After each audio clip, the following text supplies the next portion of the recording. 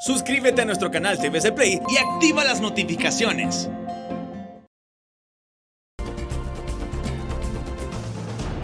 Gracias por acompañarnos en esta emisión de noticias en Noticieros Hoy Mismo, su emisión estelar. Iniciamos las informaciones donde les conocerá a ustedes que hace solamente unos instantes un grupo denominado Los Indignados ha protestado a las afueras del Hospital Móvil en Tegucigalpa precisamente por la falta del funcionamiento de este sanatorio, entre otras cosas. Escuchemos. Bueno, sociedad civil, el pueblo, indignados, hondureños, que estamos hartos de que nos pisoteen. A nuestras espaldas está lo que se supone sería uno de los hospitales móviles que nos ofrecieron hace meses atrás. No sirve, no podemos entrar, no nos permiten entrar. Estamos en medio de una pandemia con tristeza, pero muchísimas personas vinimos hoy con una vela a rendirle homenaje a todos esos doctores, a todos esos hondureños que murieron por COVID y que murieron por la mismísima pandemia. Además, han demostrado su solidaridad con esa vela precisamente para todos aquellos hondureños que lamentablemente han fallecido a causa del COVID-19, han sido afectados por las tormentas Iota y Eta y también por la inseguridad e impunidad en el país. Con esta información nos vamos hasta la ciudad de Las Colinas con Kenia Cáceres. Buenas noches, Kenia. Muy buenas noches, Claudia. Les saludamos desde la ciudad de Las Colinas de Amlí. Y es que las autoridades del Hospital Gabriel Alvarado detallan que en este momento la sala para pacientes de COVID-19 se encuentra en un 48% de su capacidad, es decir, que se mantienen 14 pacientes internados, de los cuales 10 se encuentran en estado grave y ya se reportó el primer deceso por COVID-19 de este año 2021. Escuchemos al doctor Ángel Montes, coordinador de gestión hospitalaria. Estamos viviendo un nuevo repunte, algo parecido como lo tuvimos en los meses de junio y julio. Nuestra capacidad instalada del Hospital Gabriel Alvarado son 37 camas, de los cuales hoy hay de 14 a 15 pacientes, como usted lo mencionó, casi aproximadamente un 48%. Terminando el año tuvimos una capacidad instalada del 35.5%. Y como le mencioné anteriormente, se están agravando los pacientes y se están complicando. Es así que en el caso del Hospital Gabriel Alvarado se encuentran a la espera de uno de los hospitales móviles que se encuentran en la 105 Brigada y hasta el momento pues no tienen mayores información del mismo. Trasladamos micrófonos hasta la Tierra del Junco con nuestro compañero Alexis Gutiérrez. Buenas noches. Un gusto saludarles desde la cabecera departamental en Santa Bárbara. Más temprano hemos conversado con el doctor Benjamín López Toro, director departamental de la región de salud, y nos habla en relación al lanzamiento de campaña Todos contra el COVID y el dengue que se ha desarrollado aquí en Santa Bárbara. Lo escuchamos en Noticieros Hoy Mismo. Bueno, esto se hace a nivel nacional, es un operativo que se le ha denominado Todos contra el COVID. Seguimos instrucciones de la señora ministra, ella a su vez sigue instrucciones del señor presidente. Nosotros como santabarbarenses no nos queríamos quedar atrás y esto es una muestra a la población de que hay un equipo que respalda la actividad de control del COVID y también de control del dengue y otras enfermedades. Esta actividad la hemos estado desarrollando nosotros todos los días. Hoy lo hacemos público para que la gente sienta ese respaldo. Posiblemente no nos hayan visto así juntos, pero cada quien en su ambiente ha estado haciendo tanto trabajo casa a casa, como trabajo en la sala COVID, como trabajo también en los triajes. Y esto pues le da una tranquilidad a la población, pero le pedimos a la población que no se relaje tanto. Según nos ha manifestado el doctor Benjamín López Toro, se estarán desplazando brigadas médicas y visitarán casa por casa para poder detectar casos del COVID-19 y también se estarán realizando campañas de fumigación. Este ha sido nuestro informe desde Santa Bárbara para Noticieros Hoy Mismo. Buenas noches Alexis Gutiérrez, amigos televidentes de Hoy Mismo Estelar. Según el doctor Juan Carlos Cardona, director del Hospital Regional de Occidente, la unidad de cuidados intensivos está al 100%. He aquí los detalles. Las noticias no son muy buenas. 29 pacientes en COVID graves. UCI al 100%, no hay más ventiladores disponibles. Eso implica que tenemos, de hecho se había pensado en como estábamos allá por el 15 de diciembre, para alargar los fondos y poder tener el personal amplio hasta el marzo, se había pensado en una reducción de personal. Hoy ya los volvimos a llamar hace una hora, porque tenemos 29 pacientes en el área COVID delicados. Hasta ahí las declaraciones del doctor Juan Carlos Cardona, director del Hospital de Occidente, quien además informó que en las últimas horas 5 personas murieron sospechosas de COVID-19 en ese centro asistencial. Con esta nota desde el occidente de Honduras, vamos a una pausa comercial. No nos cambie, siga con nosotros aquí en Noticieros Hoy Mismo. Por el delito de usurpación de tierras fueron capturados 4 hombres en la aldea El Caracol en Potreríos Cortés. Los sujetos fueron trasladados a las oficinas de la Policía de Investigación para continuar su proceso legal con la justicia. Por el delito de extorsión fue capturado hoy en la colonia Planeta, en la Lima Cortés, un pandillero de la 18, quien además está siendo investigado por sicariato. A este sujeto se le decomisó una libreta con apuntes de las personas a quien extorsionaba, más de 10.000 empiras en efectivo y un arma de fuego. Fue puesto en poder del Ministerio Público. En su visita a San Pedro Sula, la primera dama Ana García Hernández solicitó a la población mantener las medidas de bioseguridad debido a que la vacunación contra el COVID-19 solo es un método provisional.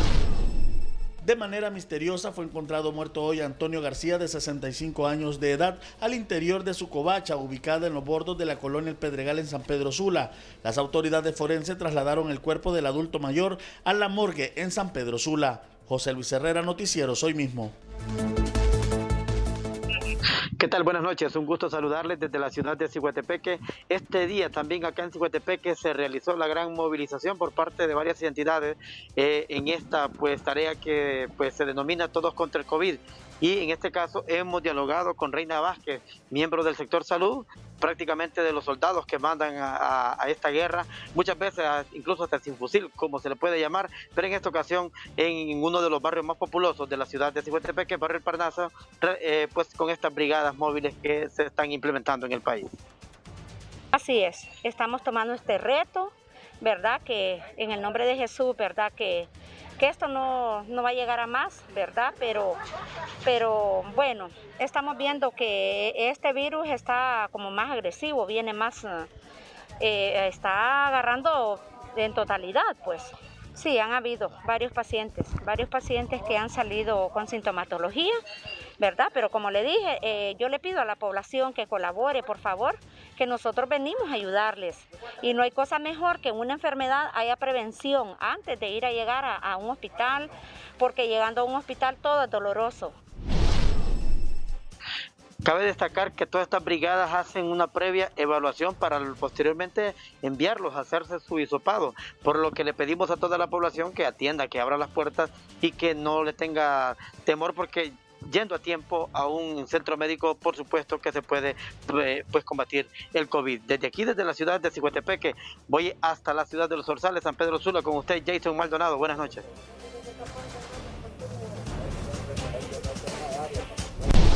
Muy buenas noches a nuestro compañero Omar Valenzuela desde Ciguatepeque, aquí en la zona norte del país. Las autoridades policiales, tras varios operativos registrados en la zona norte, le han dado detención a un albañil de 42 años, quien según las autoridades tenía orden de captura pendiente por el delito de violación especial en perjuicio de un menor de edad. La detención se ha registrado en el barrio Lempira de San Pedro Sula, por lo cual ya ha sido puesto a la orden de los tribunales de justicia. Asimismo, en el barrio Medina de San Pedro Sula, las autoridades policiales le han dado captura a un carpintero, un joven de 20 años, esto en obediencia a una orden de captura por el delito de tentativa de homicidio.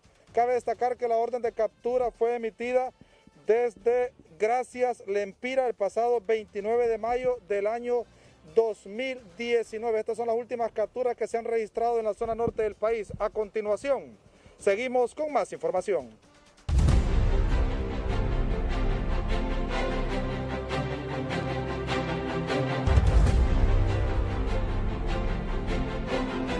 Tunota.com, Honduras. Migrantes hondureños temen no ser enrolados para obtener nueva identidad. Esto responde el Registro Nacional de las Personas. El Registro Nacional de las Personas esperaría enrolar a 5.5 millones de hondureños, incluyendo a un buen número de ciudadanos que residen en Estados Unidos. El Universal México. Instituto Mexicano del Seguro Social en Ciudad de México tiene solo 2 camas disponibles para hospitalización general COVID-19. Prensa Libre Guatemala. Finanzas busca readecuación de fondos para disponer de recursos y comprar vacuna contra el COVID-19. El Ministerio de Salud ha solicitado una disponibilidad de 1.500 millones de quetzales para la compra de vacuna. La Prensa Gráfica El Salvador. Entrega de computadoras a estudiantes comenzará en enero, anuncia ministra de Educación. La Prensa Nicaragua. Ministerio de Salud. 6.097 contagiados de coronavirus y 166 muertes en Nicaragua. La Nación Costa Rica. Nuevo coronavirus. 6.792 casos más de COVID-19 en última semana, mientras 40% de personas incumple medidas preventivas en Costa Rica. Y la Prensa Panamá. COVID-19 Panamá, casos 256.230, fallecidos 4.197, recuperados 203.688, pruebas realizadas 1.343.045. Mayra Mejía, Noticieros Hoy Mismo.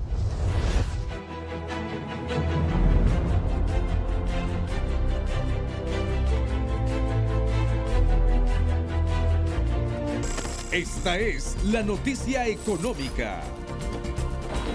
COVID-19, ETA y IOTA resultaron un trinomio letal y tras la caída de 9.5% en 2020, crecer entre 3.5 y 4.5% como proyecta el Banco Central no será fácil. Nosotros tenemos una expectativa más conservadora, menos optimista y nosotros creemos que entre 2,5 y 3% es probablemente a lo que podemos aspirar.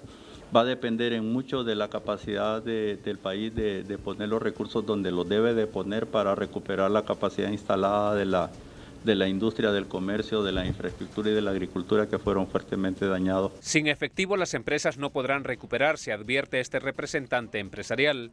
Mire, en estos momentos el oxígeno para las empresas para que se puedan reactivar en primera instancia es la liquidez. Debemos de proporcionarle los recursos o las líneas de redescuento en este caso para que las empresas de cualquier tamaño y de cualquier rubro se deban de reactivar. Pero este emprendedor y dirigente del sector MIPYME es menos optimista al respecto. Porque no existe financiamiento para la producción MIPYME.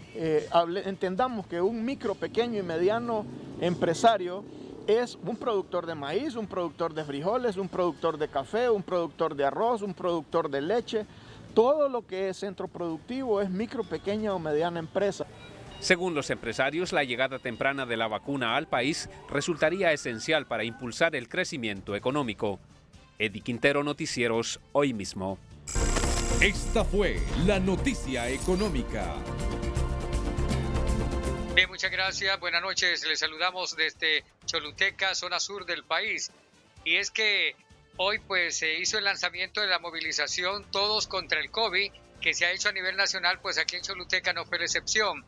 Pues hemos tratado de hablar con la directora del Hospital del Sur, María Antonieta Castro, quien se ha referido que de un 5 a un 10% ha incrementado el COVID. Sin embargo, pues hay que considerar de que este índice anda muy por debajo de los diferentes departamentos del país.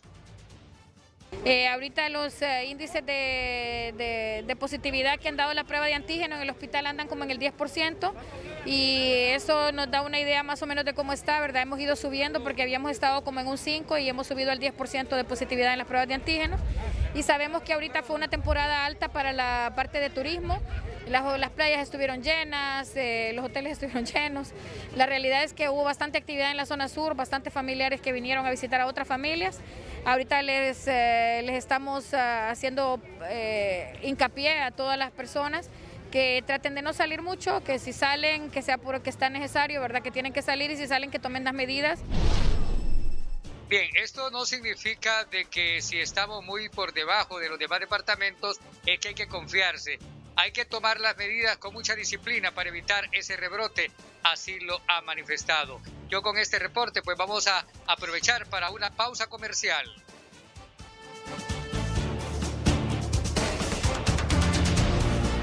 De hoy, los titulares son presentados por Ficosa.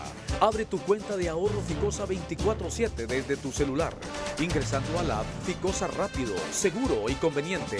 Descárgalo hoy.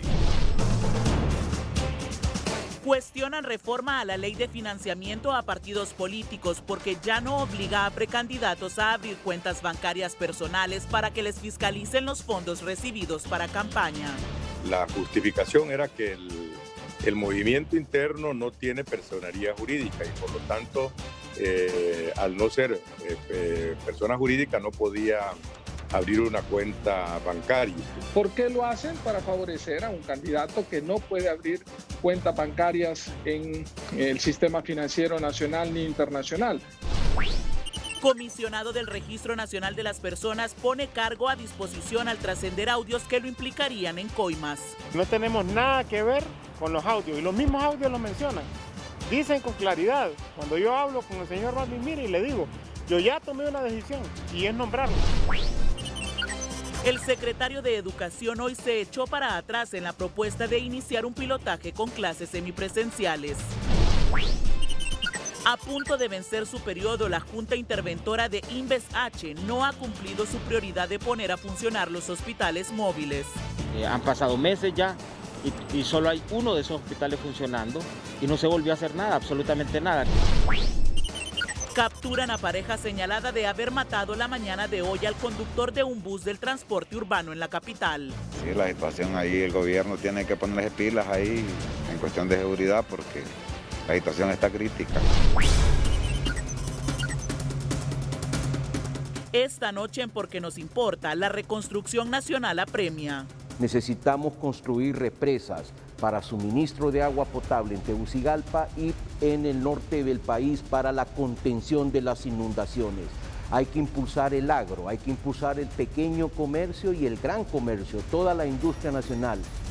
Los titulares fueron presentados por Ficosa. Abre tu cuenta de ahorro Ficosa 24/7 desde tu celular, ingresando a la app Ficosa rápido, seguro y conveniente. Descárgala hoy. Este es su noticiero Hoy Mismo con Edgardo Melgar. Sorprendidos y molestos diversos sectores por la reforma al artículo 12 de la Ley de Financiamiento, Transparencia y Fiscalización de partidos políticos. Hay un rechazo absoluto a esa reforma. ¿Por qué? Porque inicialmente obligaba a los precandidatos presidenciales de los movimientos internos de los partidos políticos, por ejemplo, que van ahora a elecciones primarias el 14 de marzo, por ejemplo, los precandidatos presidenciales del Libre, del Partido Nacional, del Partido Liberal, los obligaba inicialmente esta ley a abrir una cuenta bancaria para que se pudiera fiscalizar la procedencia de los fondos para su campaña política. Pero ahora se reformó, ya no es obligación abrir esa cuenta bancaria y probablemente pueden recibir fondos de quien sea, la cantidad que sea, y no le tienen que rendir cuentas a nadie. Así de sencillo. Esta es la noticia del día. El 15 de diciembre publicaron en el Diario Oficial La Gaceta la reforma al artículo 12 de la Ley de Financiamiento y Fiscalización a los partidos políticos, donde establecía: los precandidatos que se presenten a las elecciones primarias deben abrir sus cuentas a su propio nombre, las cuales deben notificarse en el formato autorizado por la unidad y acreditar él o los representantes financieros. La semana pasada, los diputados aprobaron el dictamen con reformas al artículo 12, aprobado y publicado en el Diario Oficial La Gaceta el 15 de diciembre, quedando así: registros de los movimientos internos y precandidatos. Los movimientos internos deben de designar a una persona durante su vigencia para que reciba aportaciones o contribuciones de personas naturales o jurídicas, la que debe ser autorizada por el partido político respectivo. Dicha persona tiene la obligación de abrir cuentas bancarias a nombre del movimiento en el sistema financiero nacional, dejando libres a los precandidatos presidenciales de esta labor. La Unidad de Política Limpia no fue consultada al respecto. Formalmente la unidad no fue consultada para realizar esta reforma. La justificación era que el movimiento interno no tiene personería jurídica y por lo tanto, al no ser persona jurídica, no podía abrir una cuenta bancaria. Y el responsable financiero, que es el que se nombra de parte del sujeto obligado, candidato a alcalde, a diputado y a presidente, sí tiene esa posibilidad y por lo tanto entonces este es el que liquida las cuentas del candidato. El presidente del Central Ejecutivo del Partido Liberal asegura que la reforma solo favorece a un precandidato presidencial. Diputados que están en la bancada de Mario Segura, más todo el Partido Nacional y otros diputados de otros partidos afines aprueban esta reforma donde suprimen el párrafo que establece la responsabilidad de que a nombre de los candidatos se abran cuentas. ¿Por qué lo hacen? Para favorecer a un candidato que no puede abrir cuentas bancarias en el sistema financiero nacional ni internacional. Porque Mauricio Oliva y Tito Afura pueden abrir cuentas en el sistema financiero nacional. Xiomara Castro, Wilfredo Méndez, Carlos Eduardo Reina, Nelson Ávila pueden abrir cuentas en el sistema financiero, así como Darío Vanegas y su servidor Luis Zelaya podemos abrir cuentas. Pero un candidato, por su tema legal, no puede hacerlo, pero el Congreso lo favorece, cambia la ley y quita ese párrafo segundo de la ley y la modifica el día 30 de diciembre. Para miembros del Partido Libertad y Refundación, los precandidatos presidenciales deben hacerse responsables de los fondos de las campañas. ¿Por qué una persona distinta al candidato va a abrir cuenta? ¿Quién se hace responsable de ese dinero? Si la persona que abre la cuenta o al final va a ser el candidato. Porque, oigan, esto es grave. O sea, yo soy candidato, no abro yo la cuenta, la abre Pedro y Pedro recibe dinero ilícito, pero yo, para mi campaña, pero como no le abrí yo la cuenta, entonces que Pedro se haga responsable. Expertos reaccionaron sorprendidos por el cambio de decisión tomada en 15 días por los diputados del Congreso Nacional. A mí me parece que fue atropellada esa decisión, no convenía. Eso no conviene a la transparencia, más bien vuelve opaco el proceso electoral, pero también es sospechoso. Mire, si lo aprueban el 15 de diciembre, fue publicado en el Diario Oficial de en menos de 15 días la derogan. La pregunta es, ¿y qué es lo que está legislando en el Congreso Nacional de los Diputados? ¿Con qué madurez, con qué seriedad lo están haciendo? Que en menos de 15 días se arrepienten de lo que hacen. A 68 días de celebrarse las elecciones primarias e internas, surge esta nueva polémica que deja sin valor y efecto que los precandidatos presidenciales abran cuentas en instituciones bancarias para que se hagan responsables directamente de dónde son financiadas sus campañas políticas. Jackie Redondo, Noticieros, hoy mismo. Esta fue la noticia del día.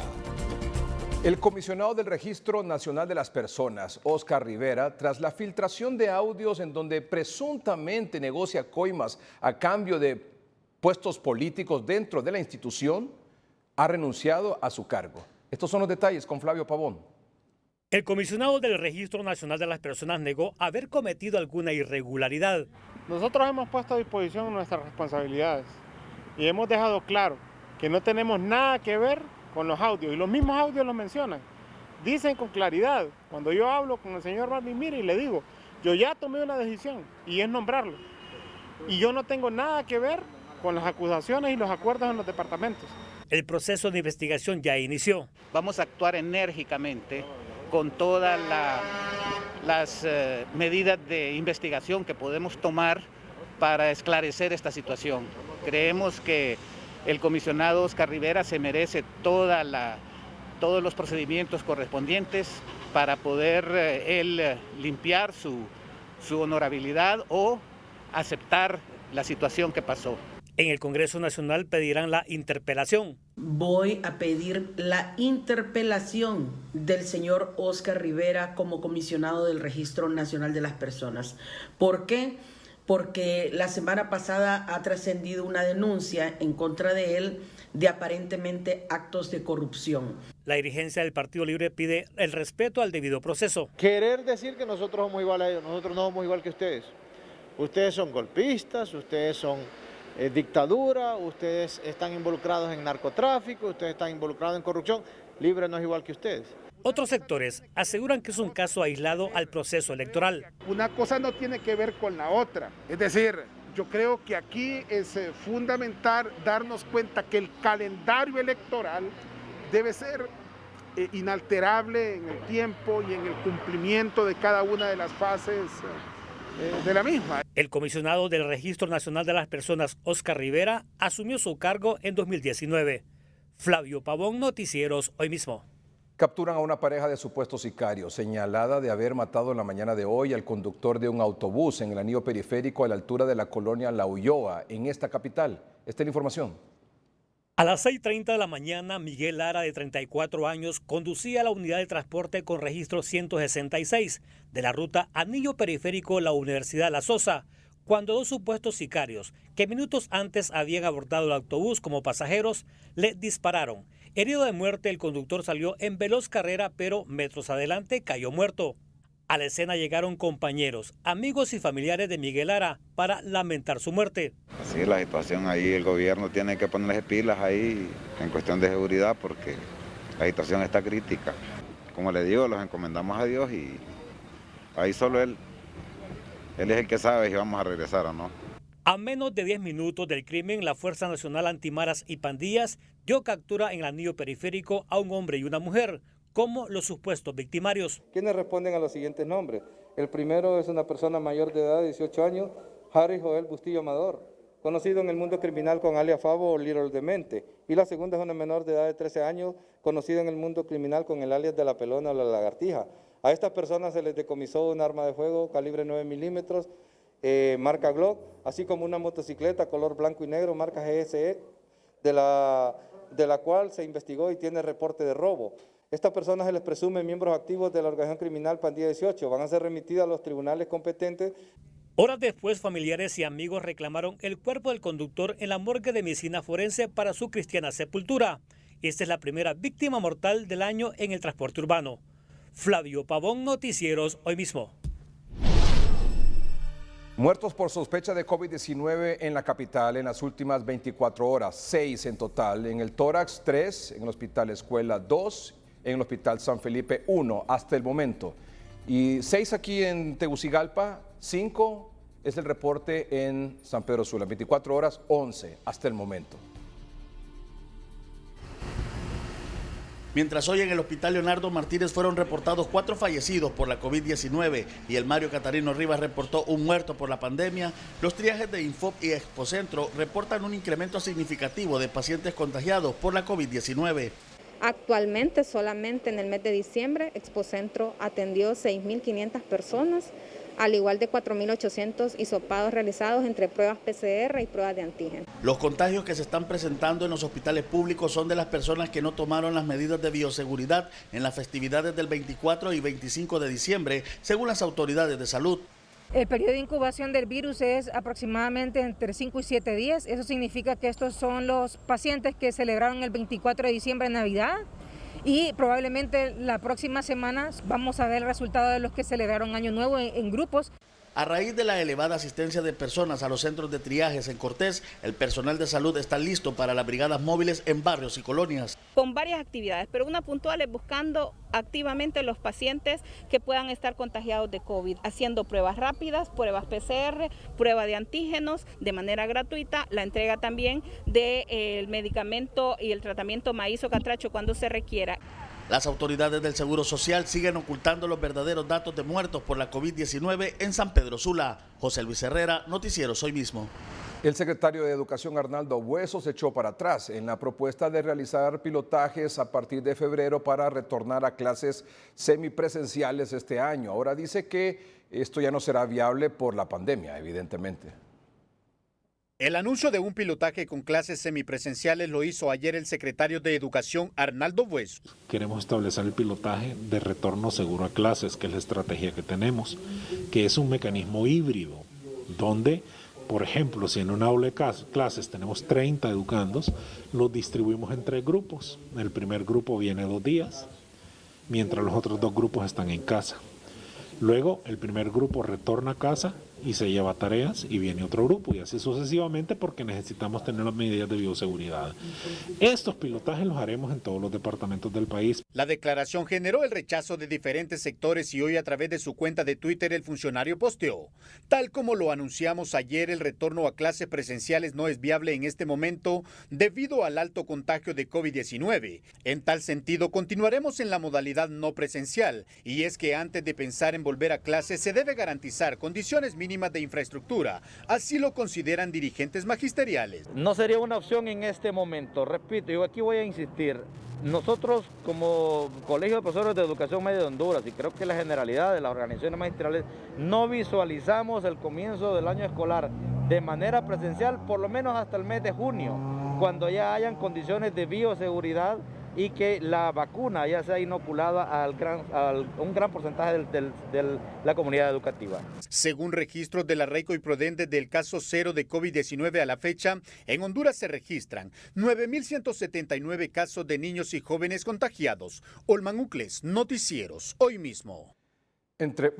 Antes de eso, quiero decir que me parece absolutamente correcta la rectificación que ha hecho el secretario de Educación, porque anoche lo planteamos aquí con la doctora Silvia Portillo, epidemióloga, patóloga, asesora de Noticieros Hoy Mismo. Sobre este particular decíamos que no nos parecía prudente iniciar un pilotaje en ese sentido, sobre todo en estos momentos como se encuentra la situación del país con respecto a la pandemia. De hecho, entre un 50% y un 70% han aumentado las atenciones en la última semana en los triajes solo en la capital y a nivel nacional, donde la positividad registra un incremento de al menos un 20%. Solo ayer fueron atendidos más de 600 pacientes en el triaje que está ubicado aquí en el Boulevard Juan Pablo II. Solo ahí ve usted cómo está la situación.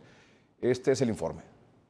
Solo ayer fueron atendidos más de 600 pacientes en el triaje del Boulevard Juan Pablo II. Aumentaron casi un 50-70%, ¿verdad?, de la semana anterior para el inicio de esta semana. El día de ayer se atendieron 621 personas el día de ayer, ¿verdad?, con una positividad de un 18%. Actualmente tenemos en la sala de estabilización 8 pacientes, 4 de ellos ingresados el día de ayer, solo en la tarde.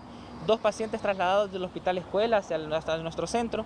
Todos ellos están estables. La positividad también va en ascenso, como en el triaje del Centro Cívico Gubernamental, donde casi a diario son trasladados a hospitales pacientes en estado crítico. Solo el día de ayer, positividad del 69%, altísima, tomando en cuenta que las pruebas de diagnóstico rápido tienen una sensibilidad bien baja y por pruebas de antígeno del 51%. Las personas están viniendo sintomáticas y en mayores cantidades. Y sin contar todo el montón de personas que no hacen anticuerpos y que son asintomáticos que también vienen, y como no contamos con el PCR, no podemos diagnosticarlos, pero la positividad es mucho más alta que la que estamos registrando. La misma situación se registra en el triaje del Centro Cristiano Internacional. Hemos tenido al menos un aumento del 50% en lo que es la consulta ambulatoria.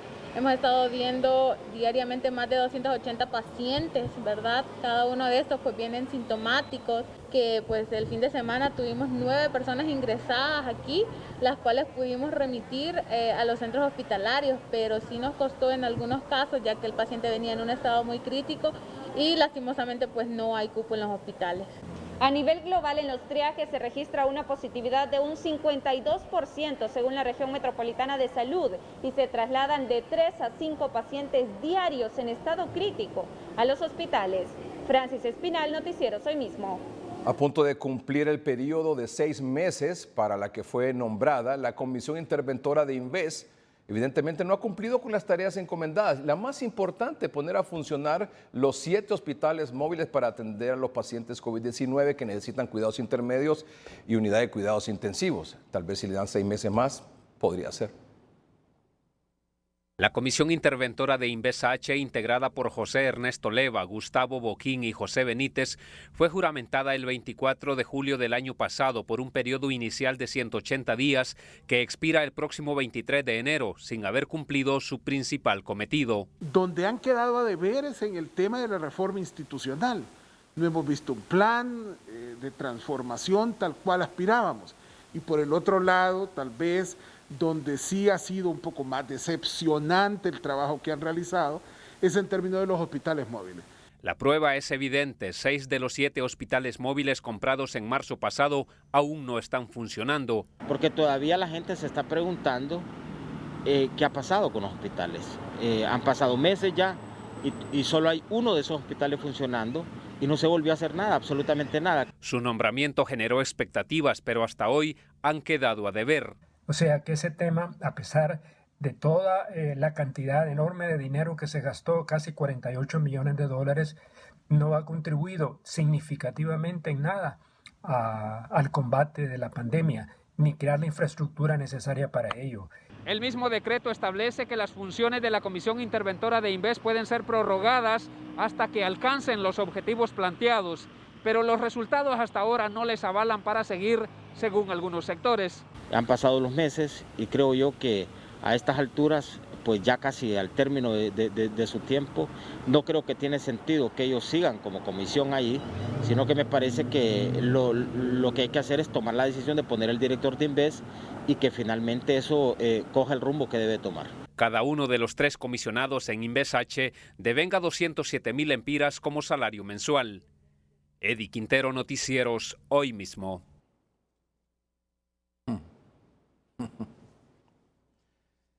Autoridades de salud informaron que el laboratorio de virología de Tegucigalpa continúa contaminado, por lo que instruyeron a directores regionales a ser selectivos con las tomas de pruebas PCR y enfocarse sobre todo en hacer pruebas de antígeno. El anuncio lo hizo la jefa de la Unidad de Vigilancia de la Salud a través de un documento y al ser consultada confirmó que sigue la contaminación del laboratorio y no se sabe cuándo se podrá operar al 100%. Yo quisiera decirle que para hoy, si nosotros somos los más interesados, porque no nos gusta trabajar de una manera bien el espacio del laboratorio donde estamos trabajando es bien pequeño, pero son cosas que suceden, que nosotros descontaminamos, pero es algo que 9 meses un laboratorio era imposible que no tuviera estas circunstancias. Expertos consultados por Hoy Mismo confirmaron que el proceso de descontaminación es bastante complejo. Es un proceso bastante exhaustivo el que hay que hacer para decontaminar.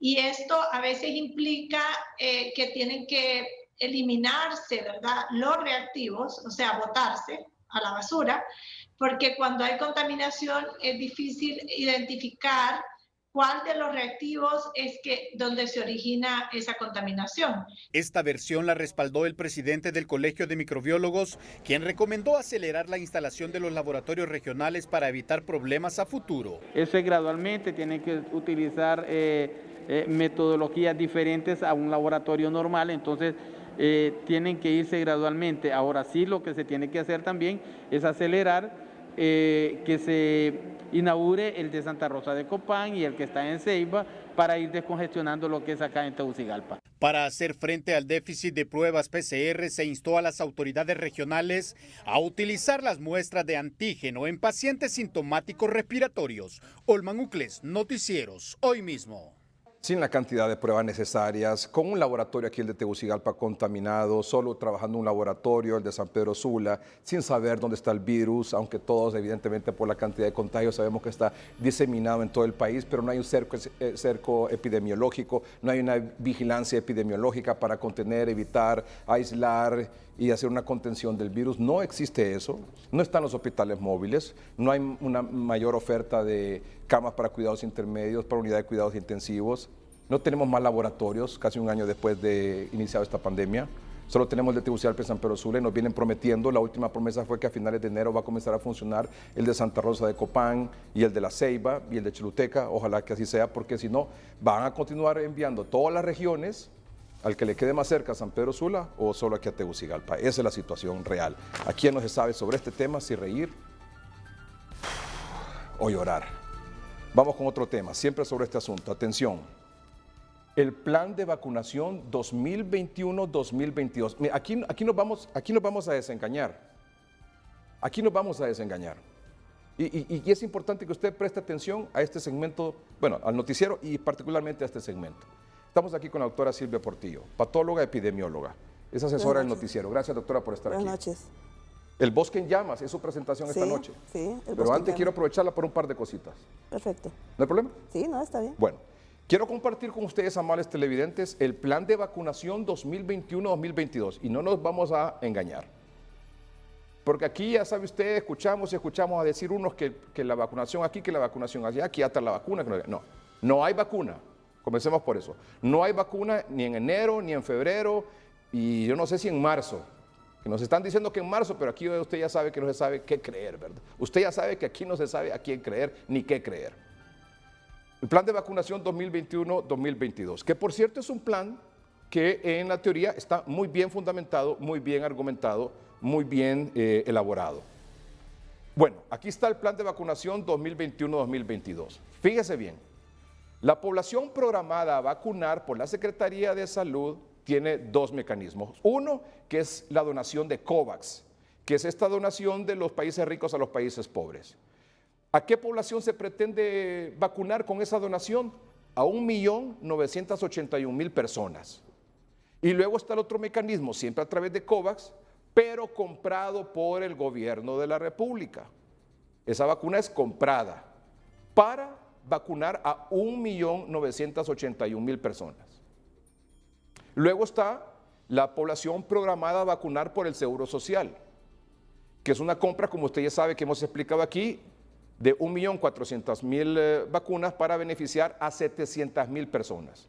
Es decir, si sumamos los tres mecanismos, el de la donación, el de la compra del gobierno y el de la compra del Seguro Social con AstraZeneca, estamos hablando de 4.662.000 personas, es decir, el 81.5% de la población. ¿En qué periodo? 2021-2022. ¿Cuántas dosis son para vacunar a estas 4.662.000 personas? Pues son 9.324.000 dosis, porque ya sabe usted que una vacuna implica 2 dosis. Se excluye a menores de 18 años y a las embarazadas. ¿Cuál es la fuente de esta información? El PAI, el Programa Ampliado de Inmunizaciones. Este es un cuadro elaborado por Noticieros hoy mismo con la información que hemos obtenido de esa fuente. Su comentario, doctora. Bueno, buenas noches. Los números están ahí. En Honduras se calcula muy bien la vacunación. Hay un excelente programa de empleado de inmunizaciones. Lo único que creo yo que hay que agregar para la teleaudiencia es recordar que con precisión no vamos a saber qué población va a quedar realmente inmunizada porque todavía la vacuna de AstraZeneca no ha definido, como definieron con Pfizer, cuál es la eficacia. Digamos, con la de Pfizer se sabe que es el 95%, ¿verdad? Con esta de AstraZeneca yo estaba leyendo o escuchando de que se van a unir con la de Sputnik para incrementar la eficacia. Sí, porque la AstraZeneca hasta el momento beneficiaba más a los adultos mayores sí. Y que la rusa a los jóvenes. Sí. Entonces, en una fusión ahí podría sí. sacar, pero hasta el momento la AstraZeneca daba menos del 70% de efectividad. Exactamente, como el 69%. Sí. Entonces, eso lo tiene que tener muy pendiente la población, ¿verdad? Que esto no es magia. La pandemia no termina con la vacunación. Además que no sí. termina con la vacunación. Sí, sino que es una herramienta muy útil, válida, ¿verdad? Pero que no, que va a cubrir eso. Claro, y otra cosa, vea por qué se puso ahí Plan de Vacunación 2021-2022. ¿Por qué? Porque hasta el momento lo que se espera es que las donadas por COVAX, que supuestamente vendrán en marzo, en abril, no se sabe exactamente, porque de hecho es la AstraZeneca sí. la que van a donar y no ha sido aprobada sí. por la agencia que regula este asunto en Europa. Sí. AstraZeneca no está aprobada aún. Entonces eso puede implicar, como lo hablamos anoche con usted, doctora, retrasos en la llegada aquí a Honduras. La otra cosa es que no sé si ya realmente confirmaron que el mecanismo COVAX lo va a hacer a través de AstraZeneca, porque lo que sí sé yo es el trato que han hecho en la empresa privada. Sí. Pero es que va a ser AstraZeneca, ¿sabe por qué? Ajá. Porque ese valor, ajá. es decir, para tener 1.981.000 personas vacunadas, sí. con las dosis compradas por el gobierno. Ah, ya. Es la segunda columna. Ya, es que el gobierno le va a comprar AstraZeneca. Le va a comprar AstraZeneca ajá. a razón de $4 la vacuna. La vacuna. O perdón, la dosis. La dosis. La dosis. Sí. Para vacunar a 1.981.000 personas se necesitan, ¿qué? 3 millones de dosis. Sí, exactamente. 3 millones, ¿por qué? Porque son 2 dosis por persona. Es decir, 2 dosis es una vacuna. Sí. Entonces, eso implica, doctora, mucho dinero. Sí. Multiplique usted claro ahí, sí. ¿verdad? Sí. Que son la dosis cuesta $4. Sí, son como... Por 3 millones, es un montón de dinero. Ya se lo voy a mostrar más adelante en el siguiente cuadro. Pero antes de eso, el punto es que la donación de la AstraZeneca, de COVAX, que es una de las vacunas consideradas como parte de la donación, por el tema de la refrigeración, que implica menos logística. Sí, es mejor para nosotros. Exactamente, que todavía no ha sido aprobada. Recuerden que esa cantidad de vacunas donadas no es que va a llegar aquí de un solo. No. O sea, comienzan a llegar así por poquito. Miren cómo, por ejemplo, países como México, Chile, Panamá, Costa Rica, que hicieron sus negociaciones directas con Pfizer. Sí. A esta gente le está llegando de 10,000, 15,000, 20,000, así poco a poco van llegando los lotes. La producción y también que COVAX abarca más de 100 países. Más de 170, 190 países. 89 países. Imagínense cuántos países se les va a dar esta vacuna. Entonces va a llegar por poquito, por eso es que nosotros ponemos ahí plan de vacunación 2021-2022, porque esto puede tomar incluso más tiempo. Yo creo que si se cumple el plan, pueden llegar de hecho, ¿verdad? Puede llegar hasta finales de 2022, porque usted se fija, la compra que va a hacer el gobierno de 1.981.000 para vacunar a 1.981.000 personas, dice ahí finales de 2021. O sea que este año estaríamos con la donación, en la medida que vaya llegando a Honduras, de COVAX, y la compra de AstraZeneca, que va a ser el Seguro Social, que también va a ir llegando de poco a poco en el transcurso del año. Y ellos ya tienen su plan. Y que hoy ya tienen su plan. Recuerde que la primera cantidad es 156,000 que llegan supuestamente el 21 de abril al Seguro Social. Sí, en caso que se acelere la aprobación de parte de la agencia que regula este asunto en Europa. Yo pienso que con esto de la vacuna es, como les digo, una gran herramienta aprobada en el mundo y en la historia, pero estamos un poquito atrapados porque mire, depende muchísimo de la producción. Mire, en primer lugar, que AstraZeneca va a unirse con Sputnik, parece ser, ¿verdad? Aparentemente, y de aquí que la aprueben, que puede ser rápido, digamos, ¿verdad? Pero el asunto es la producción, o sea, ellos no van a empezar a producir una vacuna que no ha sido aprobada. Entonces, ¿cuándo va a empezar la producción, verdad? Así es. Por eso, entonces, yo creo que estamos claros con este cuadro. Ahí está. Sí. En blanco y negro cómo está el asunto, ¿no? Ahí está. No confundamos ahí, por favor, esa franjita en rojo no es cantidad de dosis, sino que es población, ¿verdad? Sí, población. 1.981.000 con la donada, 1.981.000 con la que va a comprar el gobierno a través del fondo rotatorio de la OPS. Eso es pagado, o sea, para tener a 3 millones, ¿cuánto sería ahí? 1.9, 1.3 millones. Sí, casi 4 millones, póngale ahí. La mitad de esa población es por donación y la otra mitad es pagada. Bueno, ahí vamos.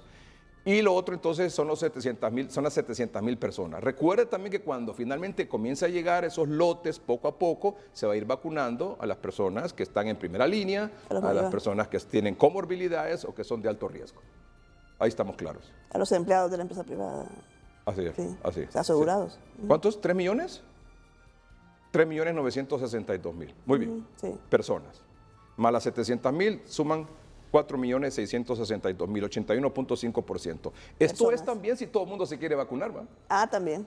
Bueno, en Honduras lo que pasa es que la ley dice que es obligatorio. Sí, pero bueno. Vamos a ver. Está bien. No, pero con la reforma dice que es voluntaria. Sí, es cierto. Ojo con eso, sí. Sí, es cierto. Y que no están incluidos los menores de 18 años. Sí, también. Pero digamos, mire, la población que plantean ahí cubrir es más o menos la población arriba de 18 años, ¿verdad? Y otra cosa también, importante, ¿cuánto? No se sabe a ciencia cierta, nadie lo sabe, ni el mentado Fauci allá en Estados Unidos sabe cuánto tiempo dura la cobertura de la vacuna. Sí. Eso es lo más importante al final. Sí. El doctor Ugarte, el experto chileno sobre este tema, nos decía, mira, hasta el momento lo que se sabe es que mínimo 2 meses. Porque ese es el tiempo que se probó como máximo antes de sacarla, ¿verdad? Como máximo. Sí. 2 meses. Sí. 2 meses. ¿Usted recibió un mensaje hoy, doctora? Sí. ¿Usted recibió un mensaje hoy? ¿Qué decía ese mensaje del efecto de la vacuna? De que los egipcios dicen que dura 21 días nada más. Ah, bueno. Ya. Entonces, hay mucha tela que cortar sobre eso. Bueno, ese es el tema de la vacuna. Ahora, ¿de qué depende que esto se haga realidad? Veamos el cuadro a continuación. Depende primero, obviamente, de su aprobación por agencias regulatorias. Sí. Depende de confirmar que la vacuna sea efectiva y segura, o sea, sí, que cure y que realmente no tenga efectos secundarios complicados. Ahí recuerde usted que, bueno, AstraZeneca se ha portado muy bien, sí, ¿verdad? Porque ellos han detenido sus estudios, sus fases, porque han tenido problemas de salud, ¿verdad? Sí, por eso es que está retrasada sí, todavía también, la aprobación de la agencia regulatoria. Entonces, ¿de qué depende que se lleve a cabo esto? De su aprobación por agencias regulatorias, de confirmar que la vacuna sea efectiva y segura, de la producción y disponibilidad de la vacuna, porque son más de 100 países que están haciendo fila para recibir esa vacuna, de contar con los recursos para comprar las vacunas no donadas y que el país esté preparado con el recurso humano y la logística necesaria para llevar a cabo la vacunación. Y ese dato que le pongo yo ahí, de 56 millones de dólares, equivalente a 1.400 millones de lempiras, es los recursos que necesitan para comprarla y para el proceso de vacunación aquí en el país. O sea, habría que vender los hospitales móviles otra vez, ¿no? Que ellos costaron 1.200 millones. Eso no se va a poder. No, yo sé que no, pero para que la gente tenga una relación, ¿verdad? De cómo aquellos costaron 1.200 millones, aquí van 1.400 millones para la vacunación. Yo en lo personal confío mucho porque yo lo he visto crecer ¿verdad? Desde que era estudiante de medicina, en que el país sí está preparado para vacunar eficientemente, pero si tiene la vacuna. Claro, porque hay un gran sistema de vacunación. Pero se requiere mucho dinero, doctor. Sí. Mucho dinero. Claro que mucho dinero. Bueno, esa es la realidad, esa es la situación actual. Muy bien, vamos a hacer un corte comercial en el noticiero. Cuando regresemos, la licenciada Ana María Villa de Cafati con la sección Porque nos importa, el tema reconstrucción, no se lo pierda. Y después de Porque nos importa, mire el título de la doctora para el informe de hoy.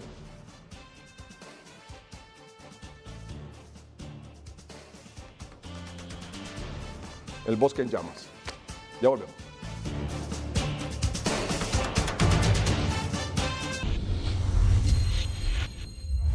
La reconstrucción del país por los severos y cuantiosos daños causados recientemente por los fenómenos naturales ETA e Iota tardarán varios años y dependerá no solo del esfuerzo gubernamental, sino también del apoyo internacional que pueda recibir Honduras.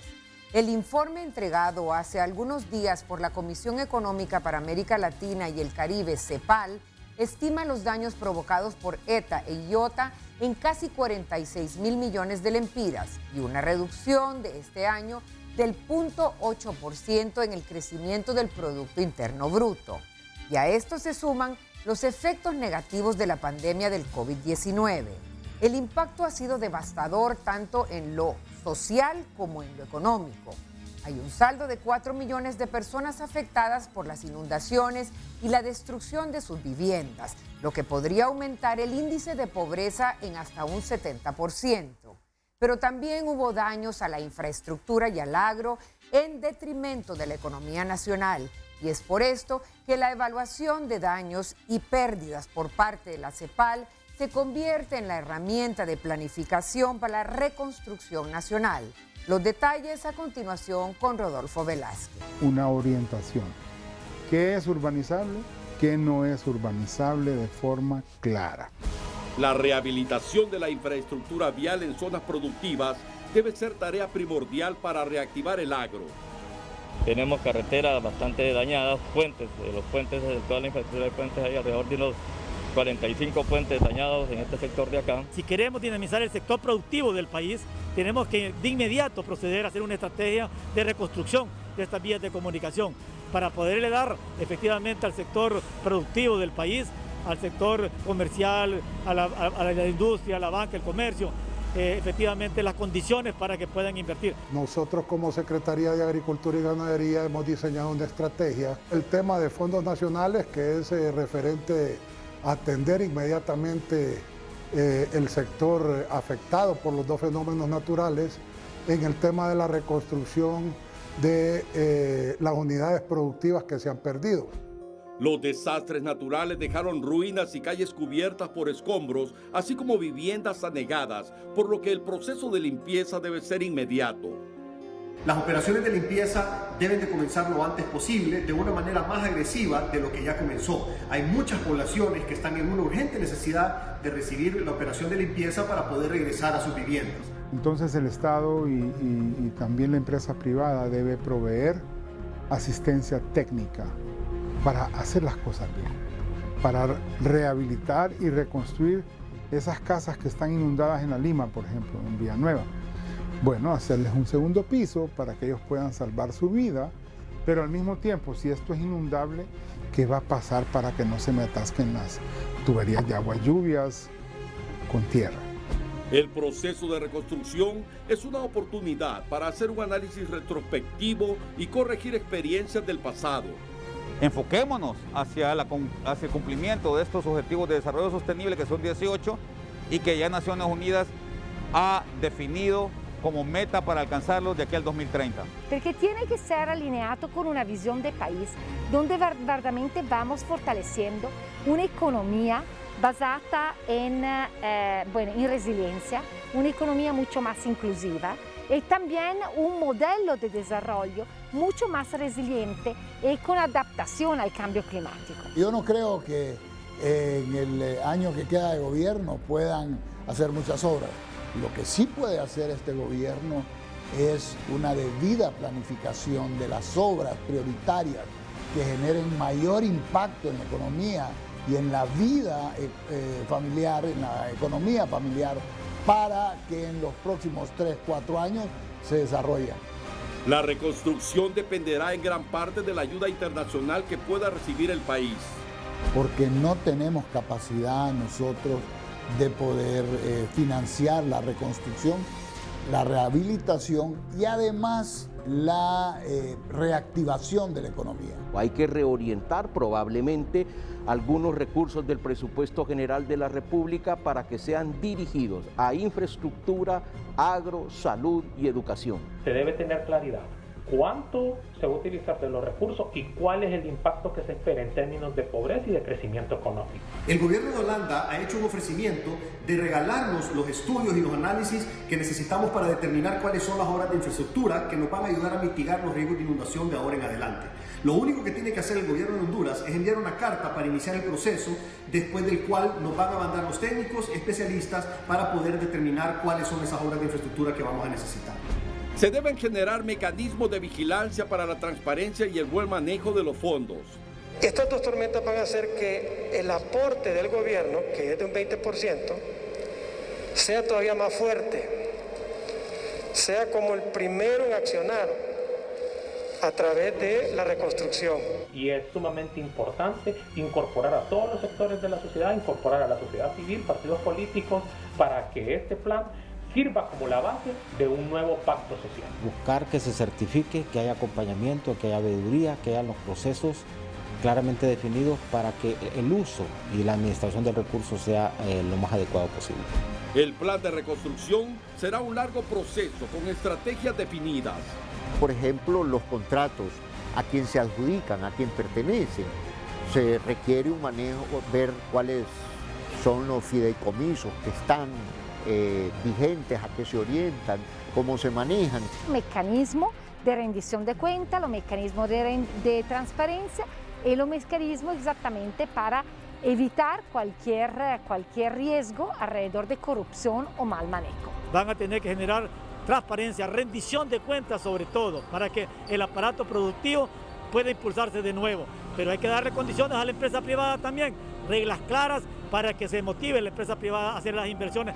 Mientras tanto, lo más importante es buscar fortalecer una respuesta inmediata para apoyar a los más necesitados. El gobierno ha dado a conocer un plan de reconstrucción nacional sostenible y en tal sentido ha expuesto una hoja de ruta a seguir a corto, mediano y largo plazo. Esta reconstrucción comprende la habilitación de la infraestructura dañada, como puentes y vías de acceso a las zonas productivas, construcción de represas, reactivación del agro y el apoyo para sacar adelante a la micro, pequeña y mediana empresa.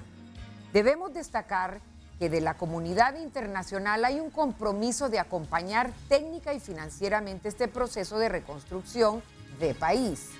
Pero debe ser el gobierno actual y el siguiente los que deben ejecutar las obras en los plazos establecidos, porque el tiempo apremia.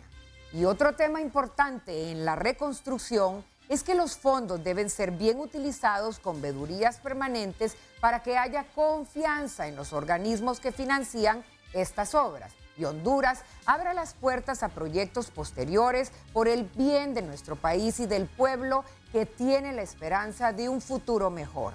Honduras está en nuestras manos. Hagámosla crecer. Impactante el trabajo que se tiene que hacer, ¿no? Impactante el trabajo que se tiene que 10 hacer. millones de lempiras. Sí, pero sobre todo es que en esto es lo mismo que para el COVID, ¿verdad? Sí. Eficiencia, eficacia, organización, liderazgo, transparencia. Confianza. Confianza, Sí, eso sí, genera sí, confianza. sí. Muy bien. El bosque en llamas, COVID-19 al inicio de 2021. Fíjense ustedes, y váyanos siguiendo el hilo de este asunto, porque aquí la doctora nos va a explicar bien el por qué era y seguirá siendo tan importante lo que aquí se mencionó en marzo, en abril, mayo, junio, de la contención primaria, la atención primaria en salud.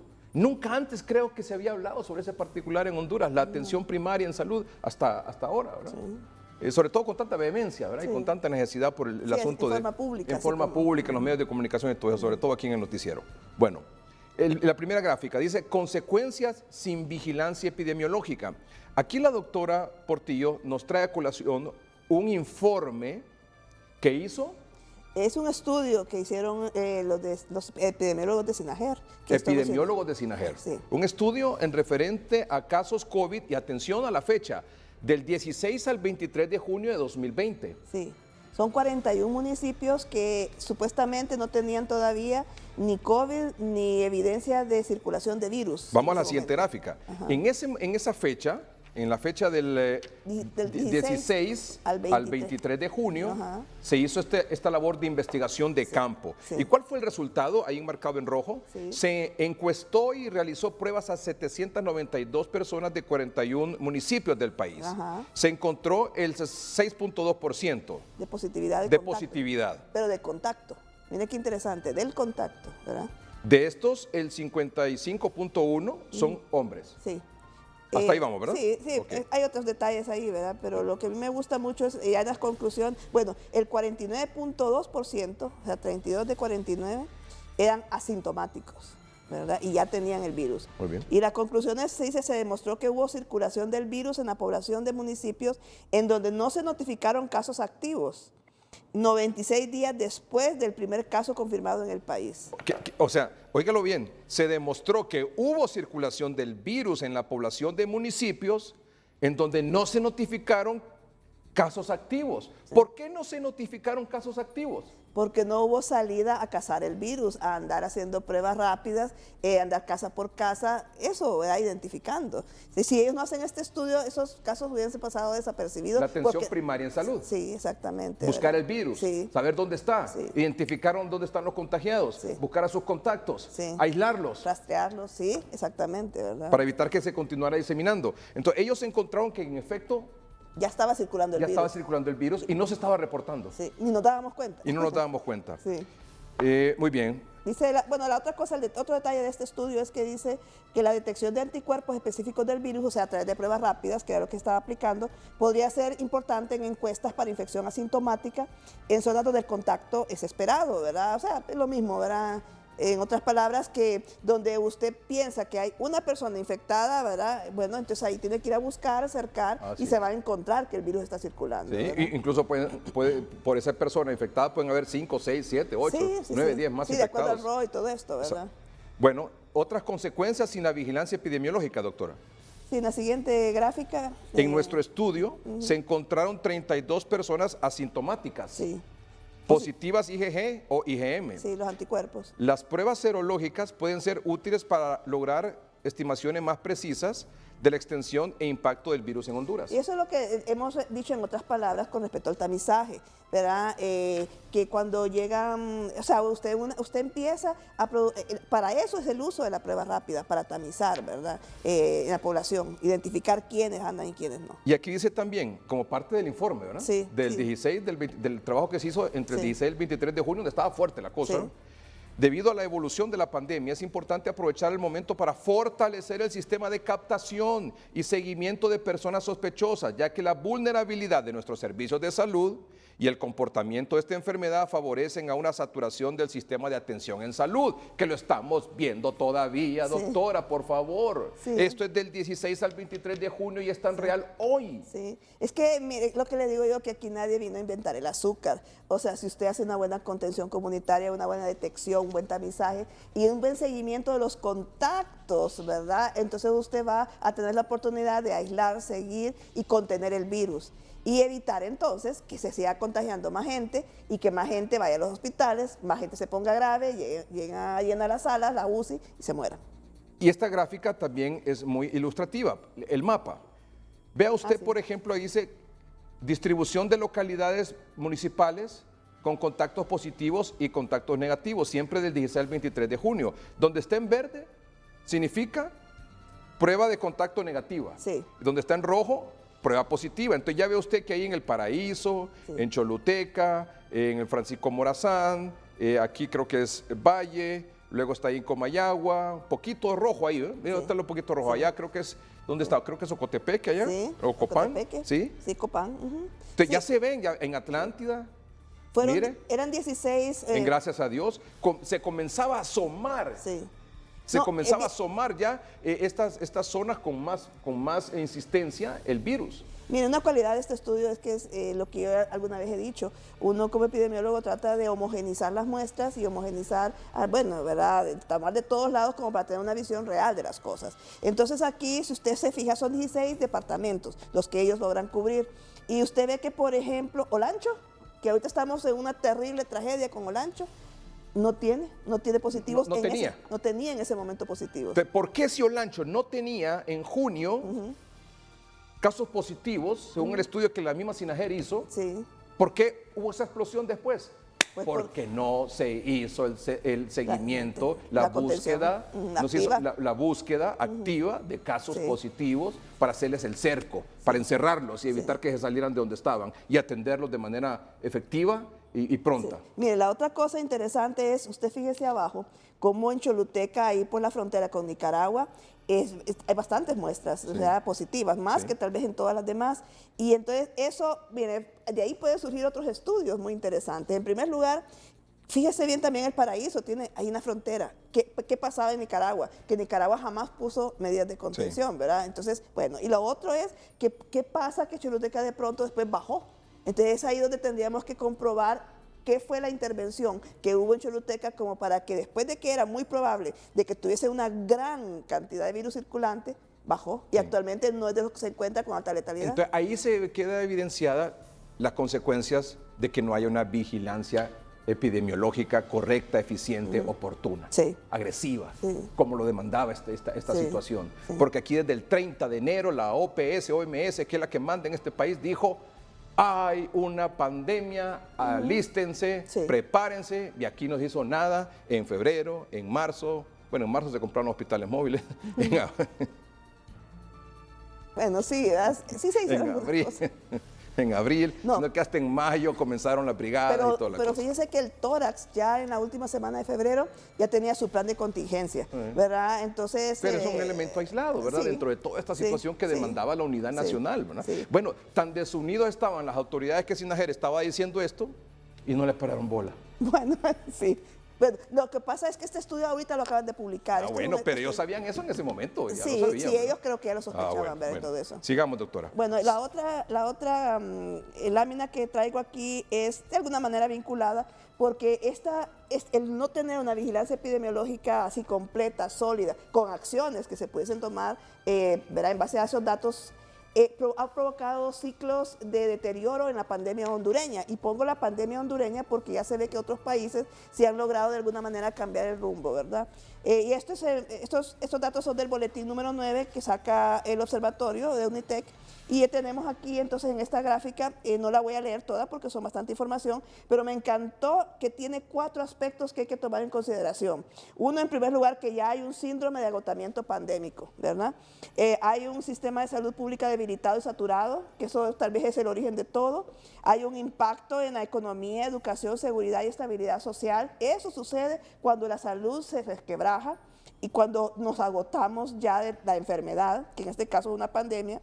Y por último está la crisis de gobernanza, ¿verdad?, durante la pandemia, y los huracanes Iota y Eta, que vuelve a generar otro ciclo, ¿verdad?, que se va repitiendo y del cual no logramos salir. En la última lámina que traje es también de ese mismo boletín, número 9, y aquí se encuentran varios elementos que son interesantes, que yo creo que será muy bueno que lo puedan buscar en internet. Pero en primer lugar, el fortalecimiento del sistema de salud pública hondureño es fundamental, ¿verdad? Hay que renovar el sistema de vigilancia epidemiológica. O sea, es imposible seguir con esta vigilancia epidemiológica tan rudimentaria y que no se está haciendo como se debe. Las estrategias... Un momentito. No podemos continuar con esta vigilancia epidemiológica tan rudimentaria e ineficiente. Sí, lo está diciendo usted también. Sí, porque rudimentaria, porque no es posible que no tengamos ya un sistema de información gerencial, teniendo tanto informático, estando aquí a 2 horas de Miami para comprar computadoras, en las que podríamos crear una red gigantesca de transmisión de datos en tiempo real, ¿verdad? También la estrategia TAR, que eso es bien interesante porque paralelo es el hecho de que se va uno a uno a la población, las recomendaciones que todos tenemos que seguir, ¿verdad? Y la estrategia de testeo. Ahora, de esos cuadritos que están abajo, yo solo quisiera llamar la atención a los siguientes. En primer lugar, a la articulación comunitaria con las autoridades locales. Es importante que aquí hay licenciados en desarrollo comunitario en la universidad. Esos son los que se tienen que vincular con todas las estrategias de salud. La atención de las situaciones del personal de salud, que ya sabemos que se están muriendo. Hay 5 colegas, ¿verdad?, enfermeras y médicos gravísimos, ¿verdad?, y están haciendo cola. El nuevo rol de los medios de comunicación, ¿verdad?, y aquí volvemos al mismo tema de hoy mismo, ¿verdad?, de cómo de pronto surge y que nunca se había hecho antes. Entonces yo creo que esa es una gran lección para todos en general, para la escuela de periodismo, para las escuelas de comunicación, de cómo de pronto un noticiero puede crear impacto en la socialización y en el manejo de una pandemia, ¿verdad? Que lastimosamente a veces no hay una contraparte, una respuesta, pues ni del gobierno ni del público como se quisiera y se sugiere, ¿verdad? Claro. Y la última gráfica que tiene usted aquí, doctora, que está en inglés.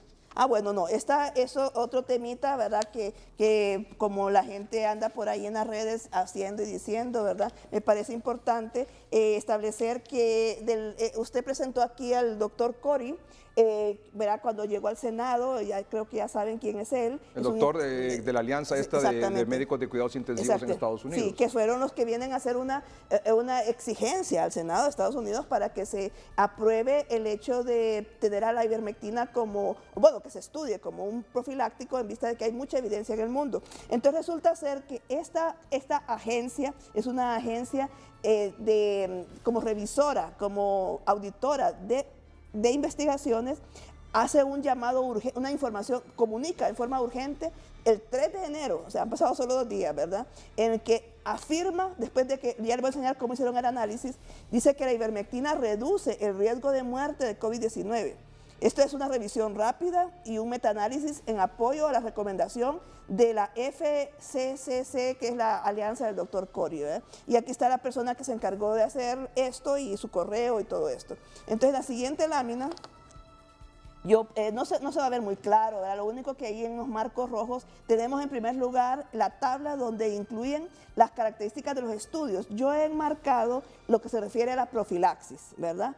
Porque lo otro es tratamiento temprano, ¿verdad?, que nosotros aquí hemos tenido otras cosas, pero profiláctico, que es el tema que hemos estado hablando, aquí ellos analizan los estudios que hay en diferentes países. Está Bangladesh, está Argentina y está Egipto.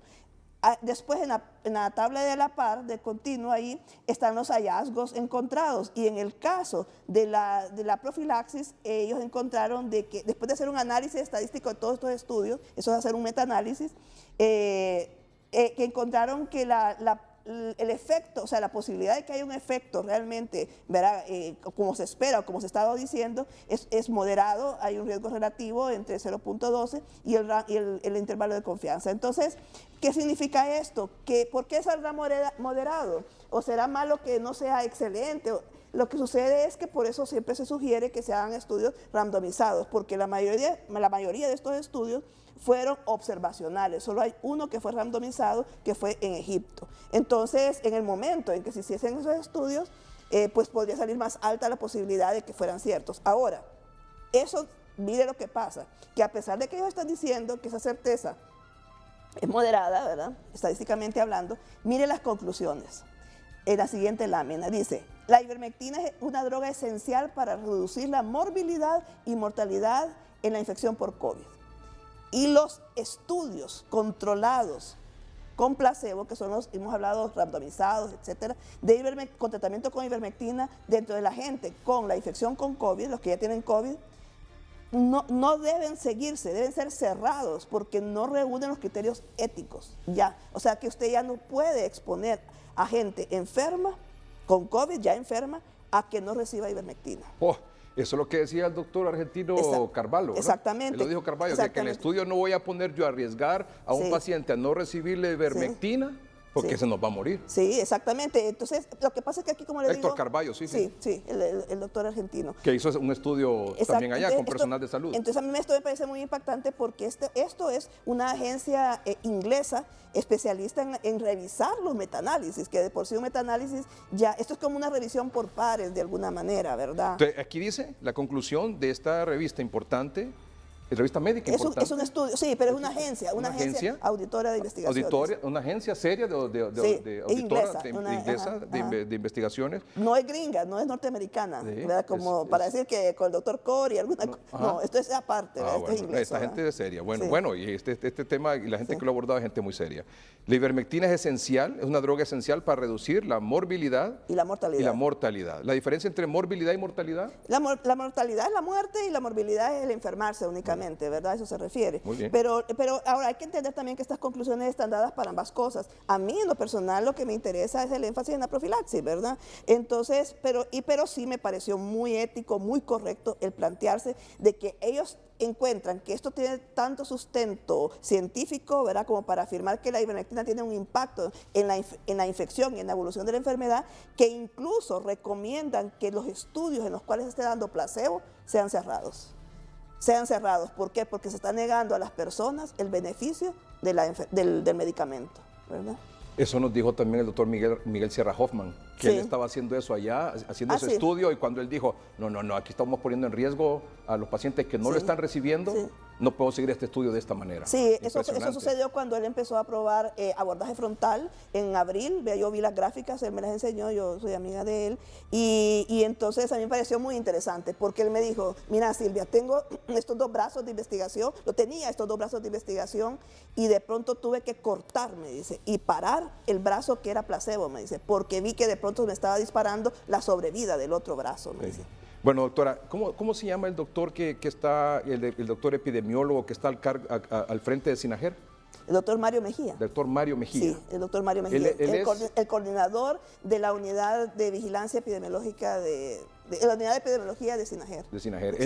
Él es epidemiólogo. Él es epidemiólogo, él es epidemiólogo de campo, es demógrafo también, de los pocos demógrafos que hay en el país, ¿verdad? Él tiene muchísima experiencia, es docente en la universidad. Él coordinó el posgrado donde yo estudié, en el momento que yo lo estudiaba. Es una persona muy competente y el equipo que ha armado ahí es muy bueno, ¿verdad? Realmente. En SINAGER. En SINAGER, sí. Véanlo usted lo que dijo él hoy aquí a Noticieros Hoy mismo. Mire, esta es una decisión bastante personal. En mi caso y en mi familia, lo estamos utilizando. Lo estamos utilizando a dosis semanal y ya llevamos 3 semanas a la dosis recomendada. Y afortunadamente pues no hemos tenido ningún efecto secundario al medicamento y esperamos seguir así y podremos ver más adelante, al igual que otros compañeros de la unidad de epidemiología también han abocado personalmente, pues voluntariamente a utilizarlo. Somos una unidad especializada de investigación de campo. Estamos discutiendo la elaboración de un protocolo para someterlo con todo el rigor científico y poder determinar realmente, al igual que lo han hecho otros países de América Latina, especialmente de Sudamérica, si esto podría ayudar a la población nacional y poderlo utilizar como un protocolo de tratamiento o de preventivo. O sea, estamos analizando eso en la unidad de epidemiología. ¿Están analizando el uso profiláctico de la ivermectina, eso es? Estamos revisando toda la serie de informes, de reportes, de estudios que se han realizado al respecto y estamos queriendo realizar una investigación puntual en ese sentido. Bueno, lo cierto es que ¿qué tenemos en el país para ofrecer como algo que puede aminorar o que puede reducir el riesgo de enfermar y o morir? No tenemos nada. Tenemos algunos medicamentos ahí que se han mencionado, que pueden ayudar. De hecho, la unidad de epidemiología ha demostrado mediante sus estudios que hay medicamentos que favorecen la recuperación inmediata en cuanto al número de glóbulos blancos, es decir, a las defensas, cuando se utilizan medicamentos como la citromicina, el zinc y estos otros. Hemos visto que sí hay una mejoría en cuanto a los valores numéricos de los glóbulos blancos, de tal forma que la persona está con mayor capacidad para defenderse ante cualquier enfermedad que se quiera sobreagregar. De tal forma que al no haber también productos que nos puedan ayudar y apoyar, entonces hemos decidido como médicos utilizar estos medicamentos y pues a la población decirle que se documente, que lea, que busque información recomendada, confiable, para que pueda tomar estas decisiones mientras la Secretaría de Salud toma una determinación gubernamental al respecto. Sí, yo creo que escuchar al doctor... ¿Qué más? Yo ya no sé.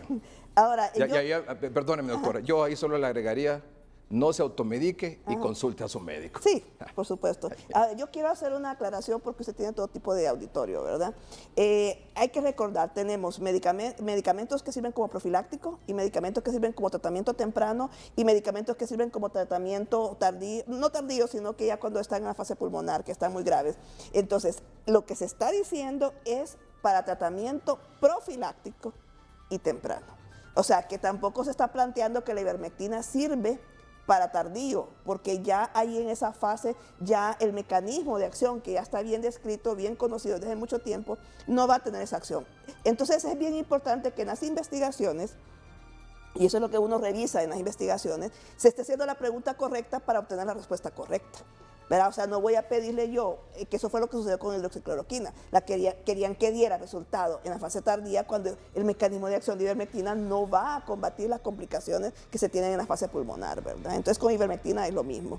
Ahora, solamente una cosa más, licenciado, antes de la última lámina, que hay una última lámina, ¿verdad? Que son las conclusiones, y es el hecho de que tenemos que innovar, investigar, y tenemos que aceptar, abrirnos a las posibilidades, ¿verdad? Y eso en forma científica seria y dejar de pensar que en las redes lo que se discute es lo último, ¿verdad? No, hay que sentarse a estudiar, ¿verdad? Y yo a los colegas les pido que por favor, cuando un paciente llegue, si no cree, ¿verdad? Está hablando de la ivermectina, ¿va? Sí, de la ivermectina, que se vaya a estudiar y que si no lo quiere recetar, muy bien, pero que sea después de estudiar, ¿verdad? La evidencia, y también que busque su farmacología de Goodman y Hillman, que es un libro que usamos en medicina. Ahí está descrita la ivermectina, está descrita su biodisponibilidad, su seguridad, quién lo escribió, quién lo aisló, el impacto que ha tenido en África, como ganaron el premio Nobel en el 2015.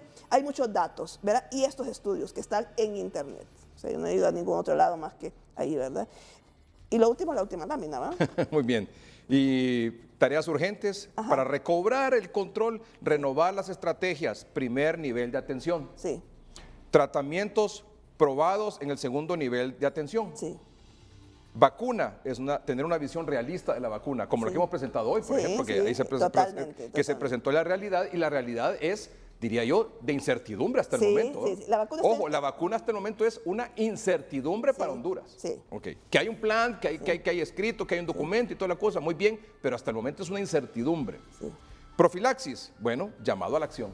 Eso lo puse así porque esa es la palabra que está usando OMS. Ellos ya tienen un task force, ¿verdad? Con un call for action. O sea, ellos ya tienen una fuerza de trabajo con un llamado a la acción con respecto a ivermectina. A mí me pareció bien interesante, ¿verdad? Solo quería decirle algo. Yo puse a recobrar el control, pero yo considero que jamás hemos tenido control. Sí. O sea, lo puse así no, exacto, sí, recobrar el control. ¿Se tuvo control? No, ¿verdad? Entonces, pero sí, creo yo que por lo menos tenía un poquito de idea de las cosas, pero ahorita está en un desorden y vuelvo entonces al título original de mi presentación. El bosque en llamas. ¿Por qué? Porque el bosque en llamas es para mí la identidad nacional, un país forestal en el cual hubo pequeños fueguitos que habían por ahí y de pronto ni nos dimos cuenta. Vino el viento de los huracanes y nos incendió todo el país. Como este mapa que mostró la doctora, donde comenzaban esos fueguitos, según esta investigación que hizo... Sí, ellos, el grupo de Sinajer, ¿verdad? Sí. 4 epidemiólogos. Mira, aquí estaban los fueguitos, mire, aquí estaban los fueguitos. Sí. Ahí estaban los fueguitos, sí, muy bien. ¿Verdad? Y no se hizo lo que se tenía que hacer para evitar que eso se convirtiera y se extendiera a todo el país, se convirtiera en un bosque en llamas, Yo solo quisiera terminar, licenciado, agradeciéndole el espacio, porque este es un tema difícil de tratar, de abordar, ¿verdad? Hay muchos términos técnicos, pero el punto es, la conclusión de todo esto es que si hoy, por ejemplo, están haciendo una gran campaña de andar con las pruebas, ¿verdad? Que escuché que lo estaban haciendo, pero eso es hoy, eso puede ser puntual, eso puede ser sacarnos unos datos puntuales, pero la vigilancia epidemiológica es permanente, tienen que hacerse los 365 días o los 360 que nos quedan de este año, ¿verdad?